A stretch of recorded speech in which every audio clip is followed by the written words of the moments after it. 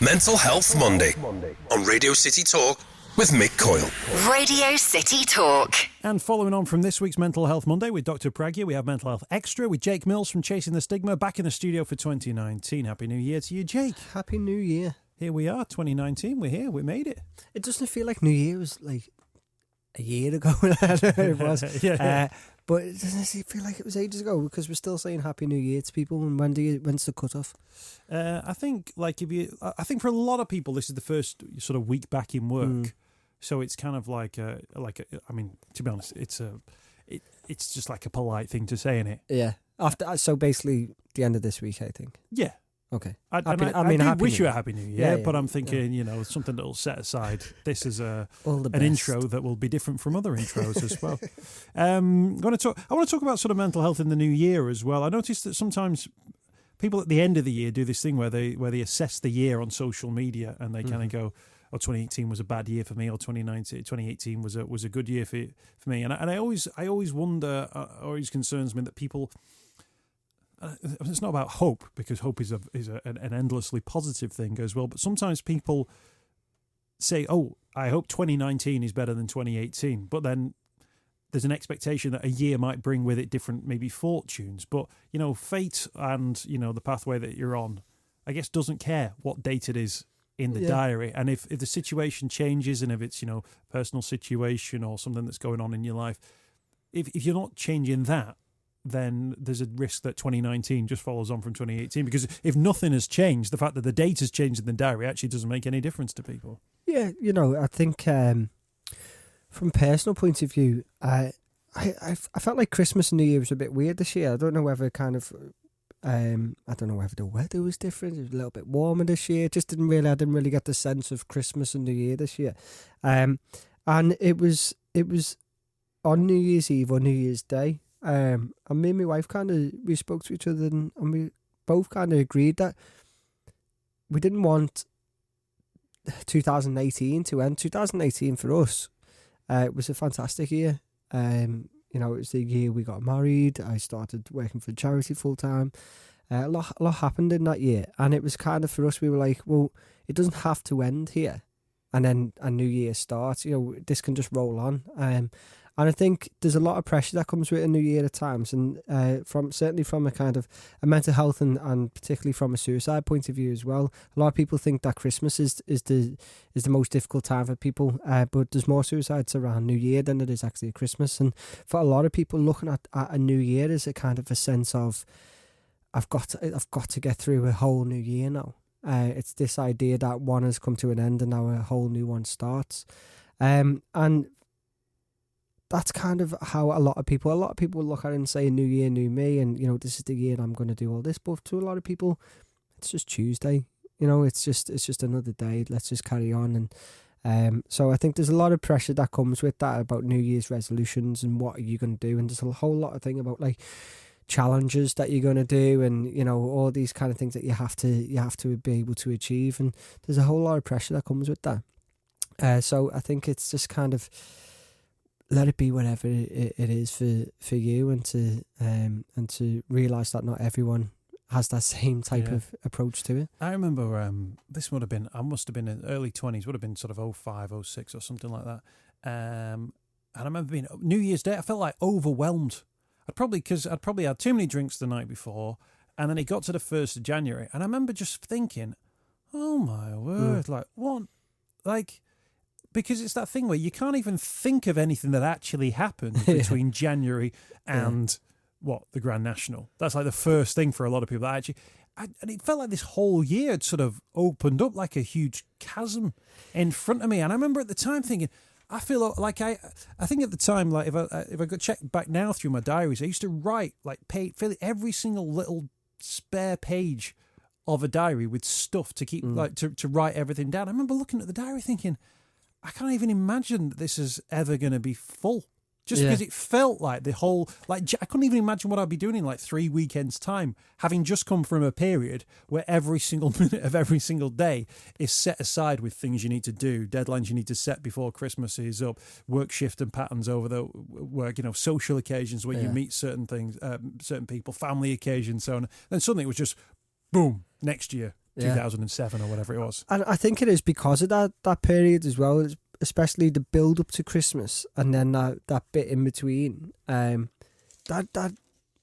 a bit of a kind of, it's like a black hole that a lot of people can kind of fall into, and you don't know what day it is, you don't know what's going on. Everything that you've basically worked on for that whole year is lost in that space. Sometimes I quite like that time in between, because you can reflect and you can think of different things that you have done, and I think, look at all the things that you've achieved this year or last year, and it's hard sometimes to actually sit back and look at it. And I think no matter what anyone's going through, to be able to reflect on how far you've come, whether you're going through a hard time or a good time, to be able to reflect on the small things that you've done as well is really important to do. And sometimes it can be in that space, but also that time can be quite, and that change to routine can be quite hard for some people as well. So it's important that we're kind of really kind of focusing on that mental health side of things now, and looking into the new year, but especially this beginning of the year.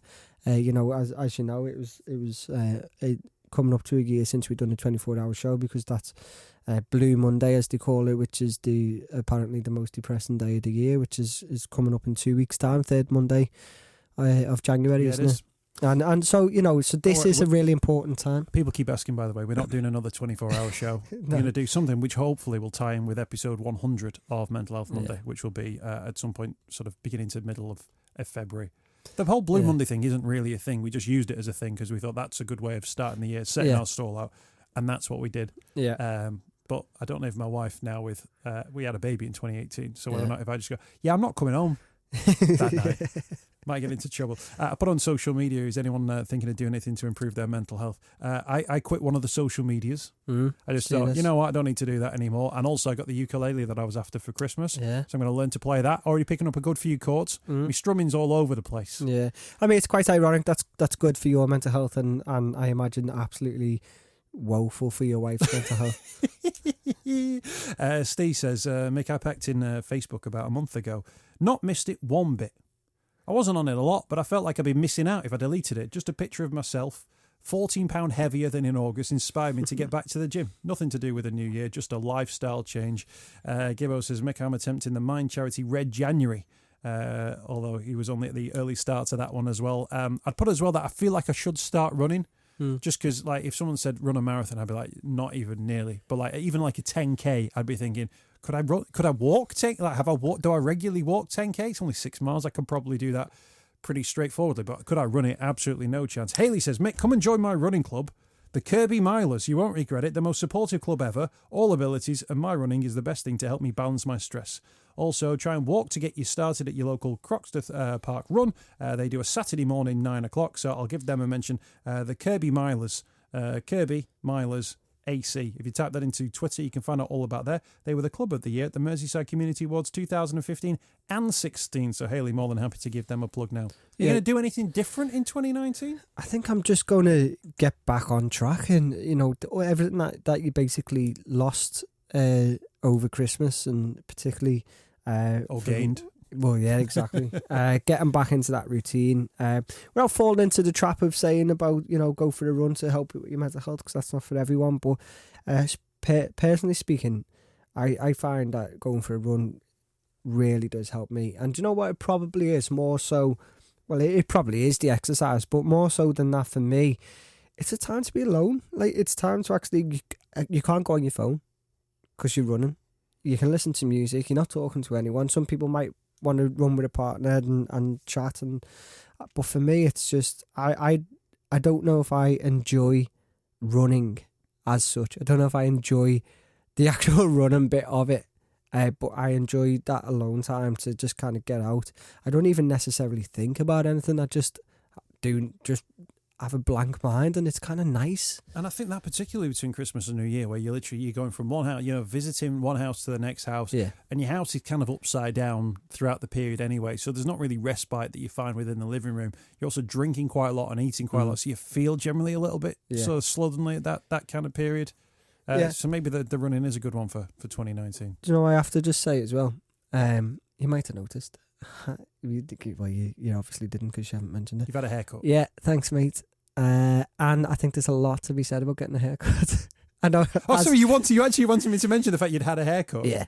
Well, what is it like? What sort of like you have a once a year haircut? Well, no. I mean, I know this is coming from someone who like had a horrific hair this time last year, but just getting a little haircut, and do you know what? I felt great after it. I felt great walking over yesterday. I felt a couple of inches taller when I walked over yesterday. I was like, yeah, but it's the same as the running. It's just kind of taking care of yourself a little bit. That self-care is really important, whatever that might be. It doesn't have to be physical exercise. I'm going Saturday morning for my haircut. Yeah, and do you know what? I'm going to text you that day. What time are you going to go? First thing. Okay, I'll text you and see how you feel. How am I feeling? If I get any taller, I won't get through the doors. Jake Mills is with us for Mental Health Extra. Dr. Pragya's story on Mental Health Monday this week. Some really there's a million and one different things we could talk with Dr. Pragya. When we talk about the culture of stigma around mental health, actually it was interesting that she looked at it from an Indian culture point of view, that she even grew up thinking that mental health was a rich white person's issue or problem if it was a negative situation there. Just goes to show that actually culturally, I mean, we're talking there about the Indian culture there, but within various different cultures we see mental health very differently, and people have preconceptions about what it actually is, and it became very clear to her that her preconceptions were in fact wrong and maybe had a negative impact on the way she was able to deal with her own problems, because straight away she didn't have places to turn to because of the stigma that had come around mental health issues. Absolutely, and I think it's one thing.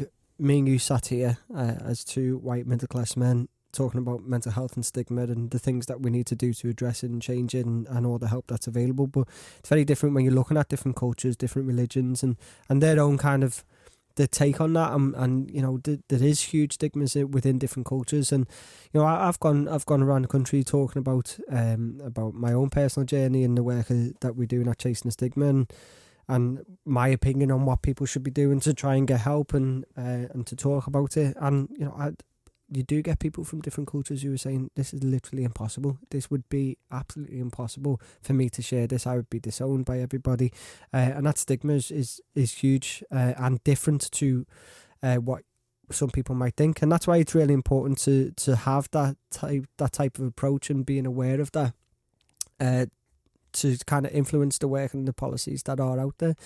I think I'm particularly passionate about almost giving cultures and different communities the tools to talk within their own community. I think it might be I'm more than happy to go and talk to different communities about mental health, but is that going to mean the same thing from me to them?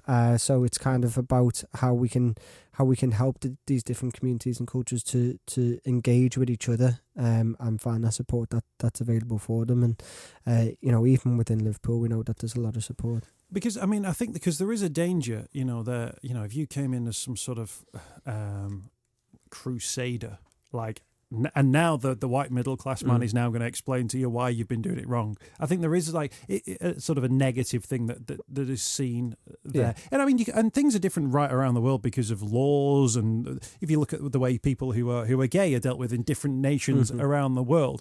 Now there are gay people right around the world, but different people have different opinions about it, and people I think are opening their minds at different speeds as well, and it would be wrong for us, wouldn't it, to be to just expect everybody to go, oh, I get all this mental health stuff now. It all makes sense, because you'll have found that even within white middle class backgrounds, there's still people who go, oh, is this even a thing? Oh yeah, of course. So there's no surprise to think that there are people who have grown up different ways, see the world in different ways, see mental health in different ways. Yeah, of course there is, and I got asked.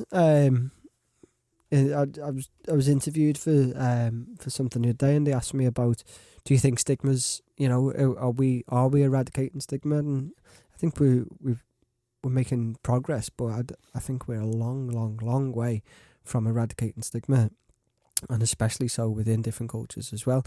And as you said, never mind just in a kind of from a white middle class point of view, but from every different culture, I think it's huge. And There's a lot that needs to happen.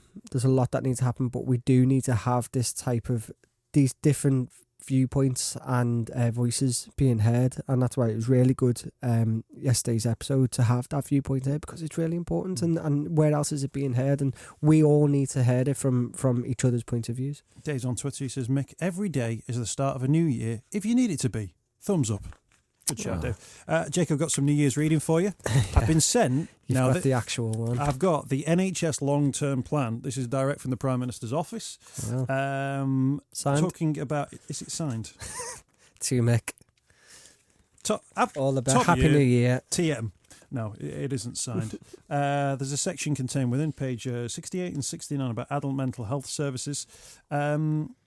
The life expectancy of people with severe mental illnesses can be up to 20 years less than the general population. An independent review of the Mental Health Act, chaired by Professor Simon Wesley, now this has been talked about for years, this one, has now made recommendations on improving legislation and practice.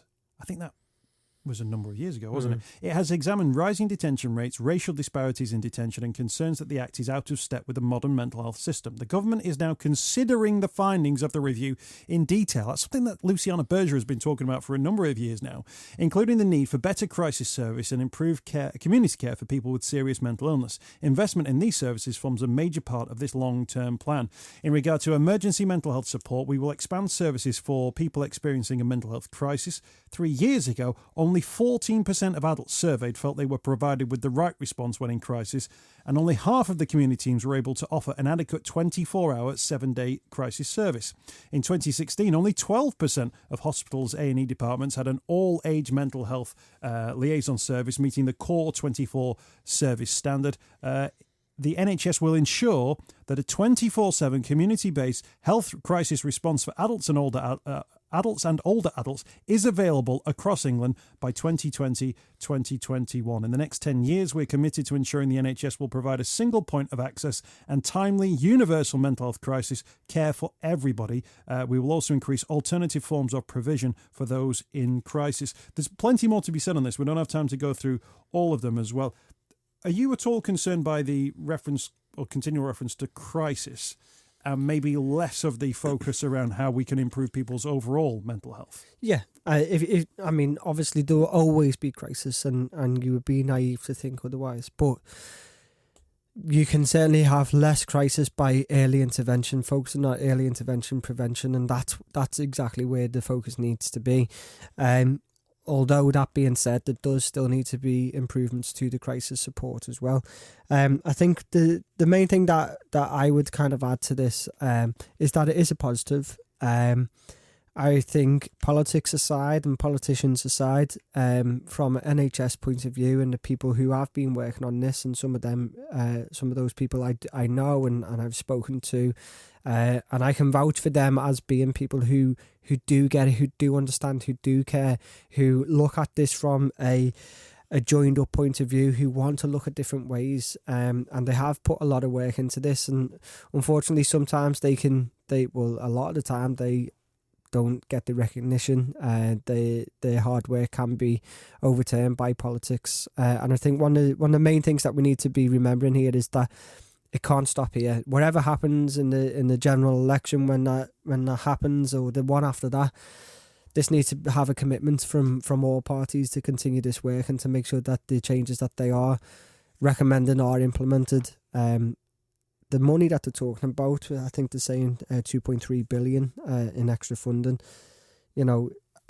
obviously is really good. But I think any idea of a parity of esteem still is a long way away. My other thing would be that if we talk about the stigma, and we do talk about the stigma and discussing your mental health, that if everybody who suddenly had a mental health concern or problem flagged it up with their GP or the mental health services, suddenly we'd get a true sense of the picture that is out there, that there is a hidden problem which you can add extra funding to, which might, cover for a short period of time with the numbers we now know about. But if you then open that out to the population and everybody who needed help went and got it, in the same way that virtually everybody who breaks their leg goes and gets that kind of help, suddenly I think there would be a much sharper focusing on the finance and the need for this provision. That's not to say, we pick a date in the year where everyone suddenly declares all their mental health problems, but nothing. But if you have that situation, the government would be even more sort of educated, if you like, in regard to the situation that's really out there. Yeah, I totally agree with you, but I would also argue that I don't know whether government and the people who are in charge of this need that to happen for them to understand, because I think they probably do. They probably do realise that. They probably do know that. But because it's not happening, they can kind of get away with it a little bit. There's also a lot to be said about the kind of GPs and their side of things, and if people were to go to GP and ask for help, actually what that would look like. But you could arguably say, if you've got, organisations like, Me United, if you've got, these drop-in cafes that are opening up as well, they could arguably go to the government and go, here are the people who maybe aren't going to a GP but are coming here instead. Yeah. Why don't you think about funding through us? Mm-hmm. Jason the Stigma would be a good example of this one, the Hub of Hope. Fund through us so that we can provide this, because we've already got those connections, as opposed to waiting for those people to sort of fit into the system. In many cases, they've already opened up about their mental health, but they've done it in a casual environment, a social environment, with a the Kindfulness Coffee Centre or Three Little Birds, or any of these organisations that we've talked about and talked to on this programme. Yeah, and arguably that's the most powerful way of accessing those people and getting the help that they need. Certainly a lot of those places don't have waiting lists, and that's what we want to do via the Hub of Hope, is to tell people about them. And I know if you said this to government now, that you would get them saying, well, that's what they're trying to look at with social prescribing, by trying to prescribe to the social activities and services that are available. But it needs to be widespread, and I've got absolutely no shred of a doubt that the Hub of Hope is the vehicle that will make social prescribing and the things that you're talking about a reality across this country, and that's what we're aiming to do. That was a shameless plug. I know. That's me New Year's resolution. More shameless plugs. Jake, who makes a huge amount of money from the Hub of Hope, he finds it to be a tremendously profitable thing that he involves himself in, where for every click he earns upwards of £400.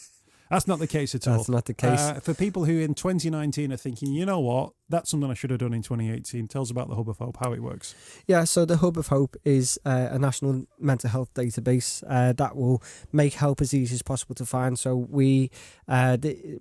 It's an app and a website. It's a free app on Android and iOS devices.